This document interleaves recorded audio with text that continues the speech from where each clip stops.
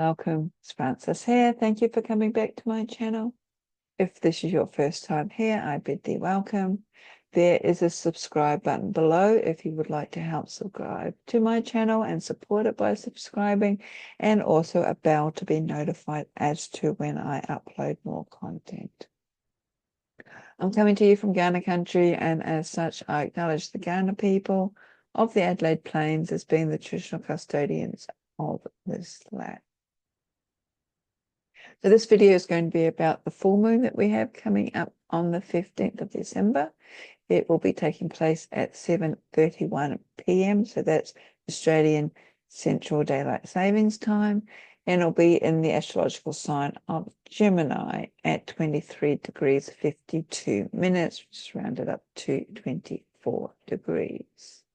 So at the full moon, we have the sun and the moon opposite each other, with the sun shining its light on Lady Luna, exposing what has been hidden in the shadows and enabling things to come up to our conscious awareness so they can be brought to an end. And this is because the full moon is all about completion and endings and the culminations of something. And in order to gain a little bit more insight as to what this could mean for you, look to see what house 24 degrees of Gemini is in your natal chart or birth chart, and whether you have any planets or points there, because these could also indicate what this moon could be asking you to bring to conclusion. We also have a lot of planets in mutable signs. In Gemini, we have this moon and also Jupiter.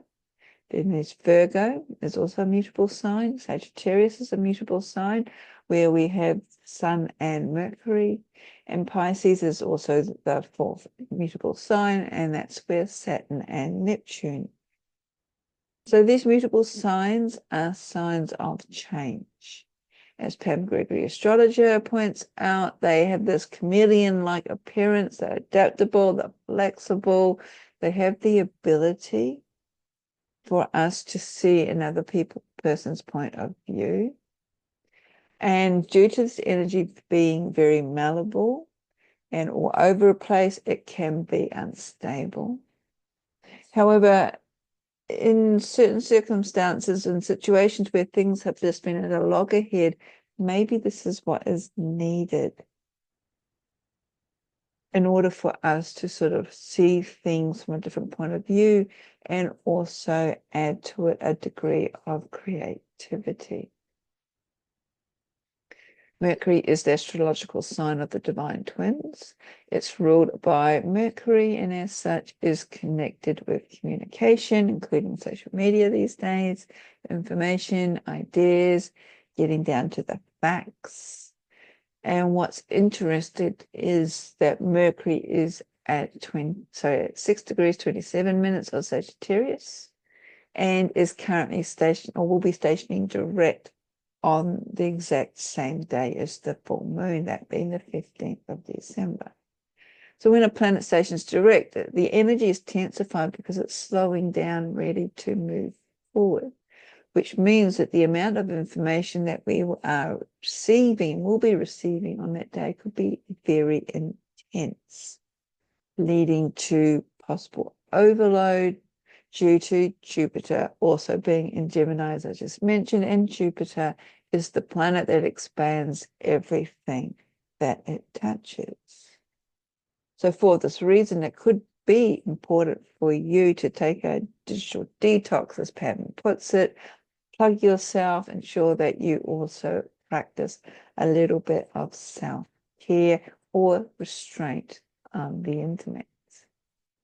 It could also mean a day of breakthroughs, understandings, clarity around what to decide, what to say, or what to choose, especially in the areas of where Sagittarius and Gemini are in your charts. What houses that in? There is also a mutual reception taking place with Mercury being the planetary ruler of Gemini, and Mercury is in Sagittarius. And the planetary ruler of Sagittarius is Jupiter, which is in Gemini. So this reception, Marty McCord mentions that the energy could feel like it's going backwards and forth, but like a game of table tennis, where there are a lot of choices or suggestions being tossed around, a lot of information going backwards and forth, a degree of busyness or mental restlessness. And you may feel that a decision needs to be made, but there's too much happening in order to make one. So again, this is why it's important to practice self-care. Begin to take a couple of deep breaths, breathing deeper into your diaphragm. And in doing that, you'll be able to sort of calm the mind and be able to make some clearer choices. And with Mercury station direct, there will be support for the plans yet to be made. This is sort of highlighted a little bit more as we move into the new year in 2025, because there'll be an increasing degree of importance placed on us to come back to the body. Sort of move away from this focus that we've had on the mind and the logic self and come back into the sensing self, into the body. So breath work, meditation, walking in nature, going down to the beach and feeling the sand between your toes, or taking your shoes off and standing barefoot on the grass. Really connecting back in with Mother Earth and Mother Nature. Coming back to the body especially is important for younger generations who have been brought up basically on mental stimulation, the mind. And this has been the focus of our information age with the World Wide Web and mobile devices, all the streaming platforms. And we've sort of developed and have come or turned ourselves into rather hamster-like short attention spans going round and round and round. And our society, our media outlets, all the sort of the clickbaits and the 15 seconds of news is encouraging us to merely skim the surface of things. And it's very heavily placed on instant gratification.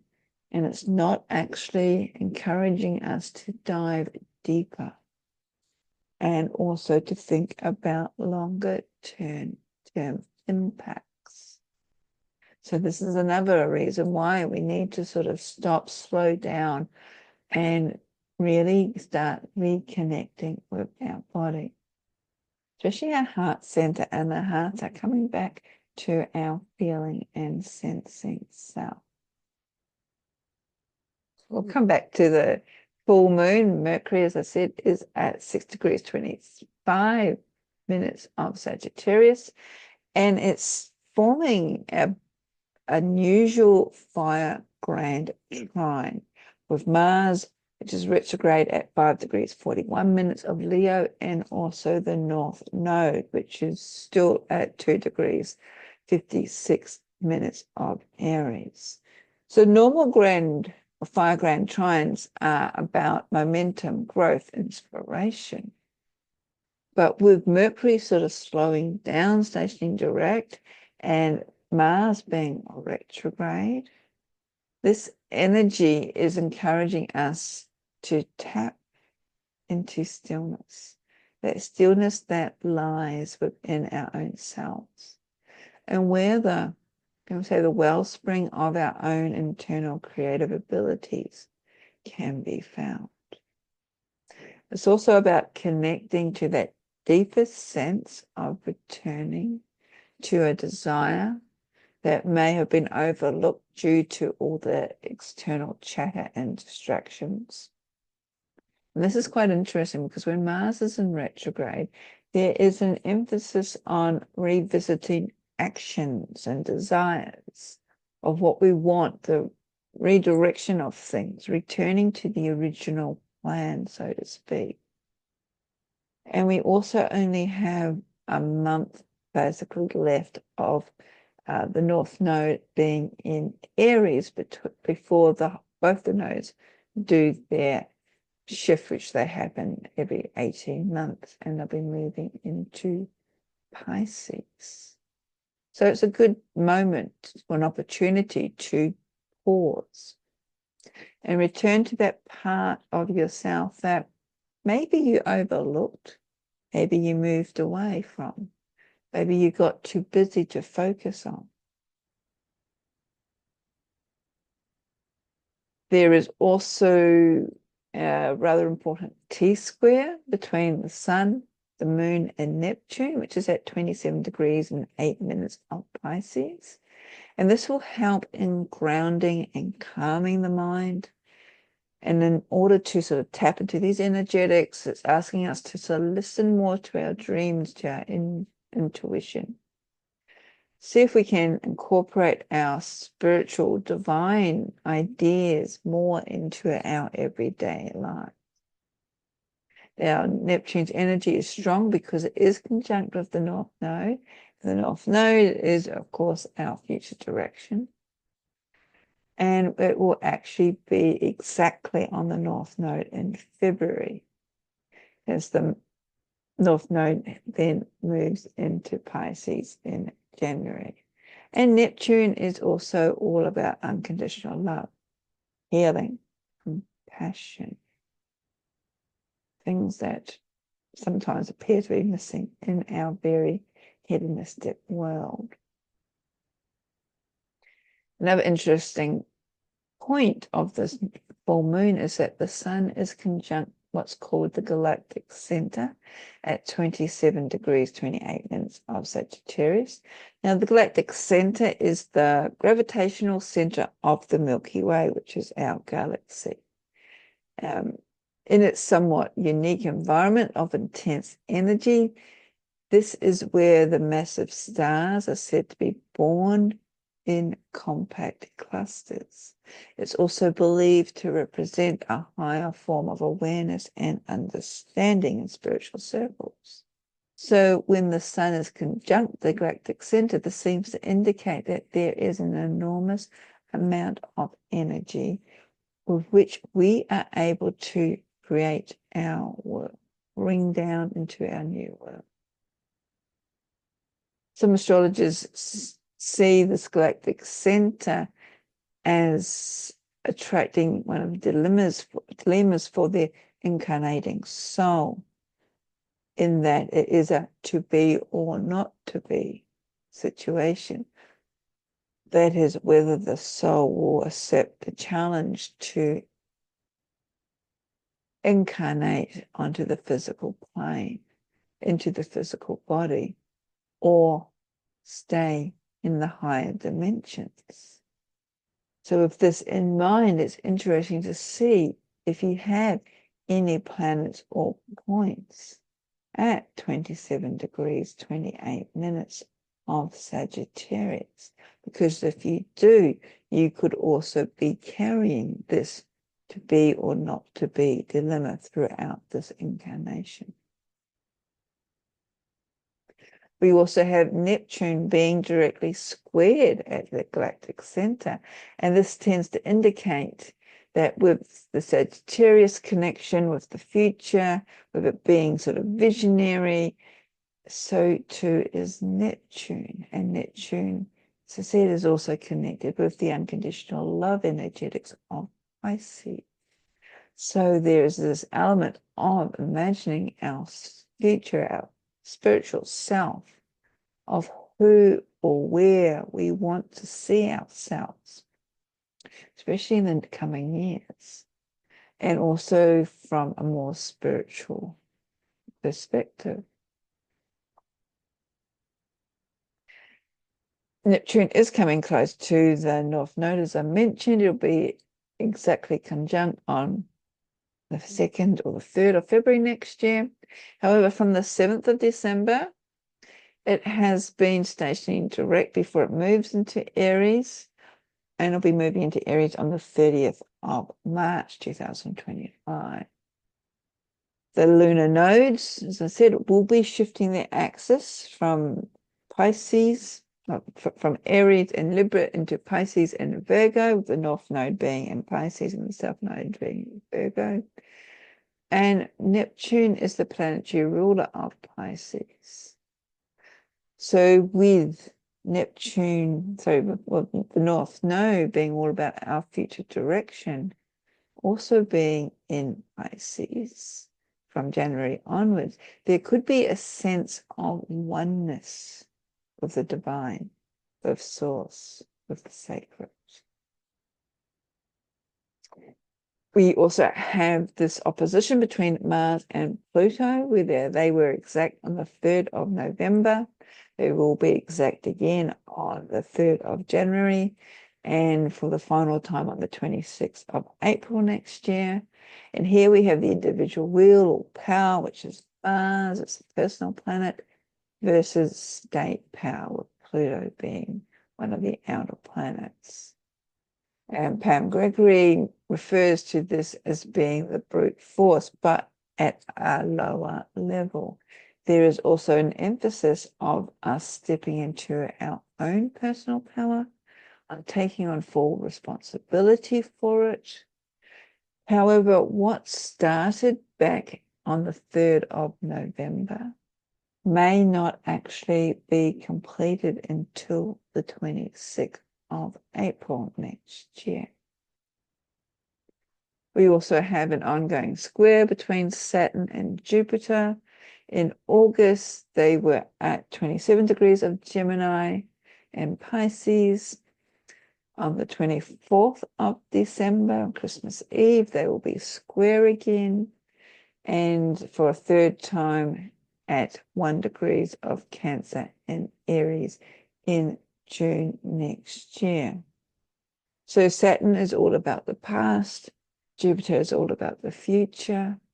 And again, if you have your natal chart, look to see what house each of these planets are moving through, because there could be an urge to expand in these areas, which is Jupiter, or a sense that work is needed to be done first, that there's an element of caution or even obstacles coming up that need to be overcome with respect to this expansion, which is all about Saturn. And with Jupiter being so close to this full moon, this could also impact, as I said, on the information overload that we may be experiencing. We may be overthinking things. So there's too much Gemini. We can't get to sleep because there's things churning away in our head. So it's a good time to maybe stop forever seeking advice and opinions externally, and to come back to the self, to stop gaining information on whether you should do or try something, and actually experience it for yourself. Because we do have the energy there, that of the grand trine, inches in fire, which is all about the internal sort of evaluation and processing before we step up into the action. So there is quite a bit happening. We also have the solstice coming up as well. And not to mention, so we're coming to the end of the calendar year. So I've got a few videos I would like to upload for you if I get the opportunity to. Before I go, I would just like to say that in January, the full moon in January, there will be a special full moon gathering down at Lark's Bay here in Adelaide. This is the annual Yamaya Blessing of the Waters event that I've been hosting for a long time now, over 10 years, 14 years, I think. It's a free event. We do take a gold coin donation or electrical change donation. Everyone is welcome. The information I will list below. And also in January, again, if you are in Adelaide and you're interested, I will be spending some time down at Carpe Diem with Remy down at Port Adelaide. I'll be offering readings, spiritual advice and counseling and guidance, energetic healings, past life regressions, and more. So if you're interested, again, the links will be below, along with all the other offerings that I have, including some online events for those of you who are in England or Europe through the College of Psychic Studies. So it's been a very big year, coming up to a very manic season. Again, it's reflection of coming back to the breath. Next year is going to be a big year as well. A lot of shifts happening, which makes it even more and more importantly to practice self-care, coming back to the breath, coming back to the body, trusting our own inner being. So until I see you again, I wish you safe passage through the next couple of weeks, the next month, all this busy time, and all the best for the new year. Blessing.